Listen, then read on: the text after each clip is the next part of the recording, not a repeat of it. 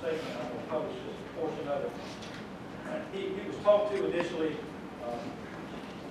didn't tell it all the first time. A little bit later during the questioning, got around to it.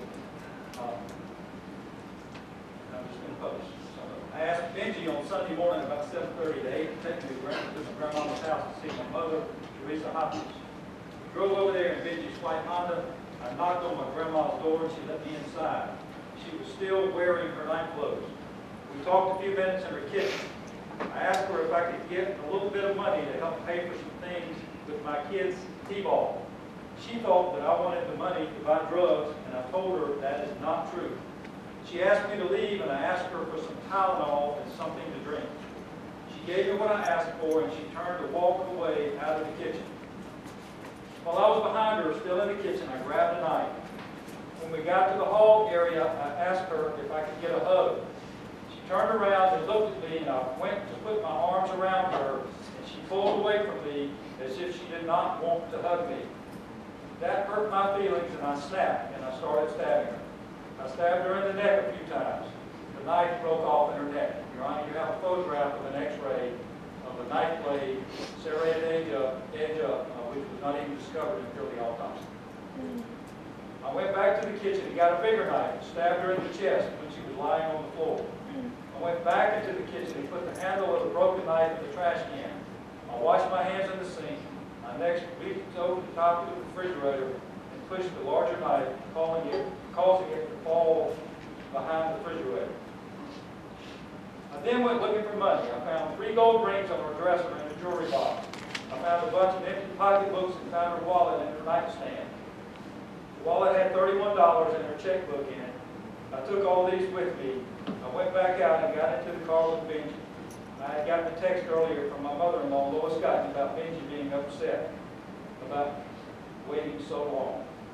And he does later on in the statement indicate that he went to the bath when he got back to Neal Road. I went into the bathroom and wrote myself out a check for $600 and signed my grandma's name. You know, that's what he admitted to it. You have the autopsy report in front of you. I'm not going to get into all of that.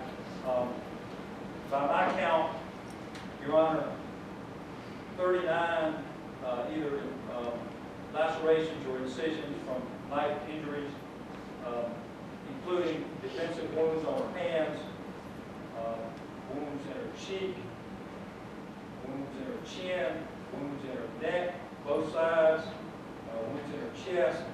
Your Honor, again, by my count, 39 stab wounds.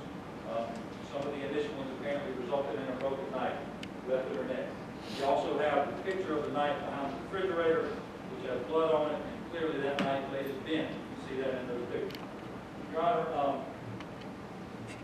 you've heard a lot about Miss Birdie Mackey. Miss Birdie Mackey, in my estimation, probably is the prototypical old-time resident of Lancaster County. Worked in the cotton mill, had her little Mill Hill house out there on Grace Avenue. You've seen pictures of the house, or you will, immaculate.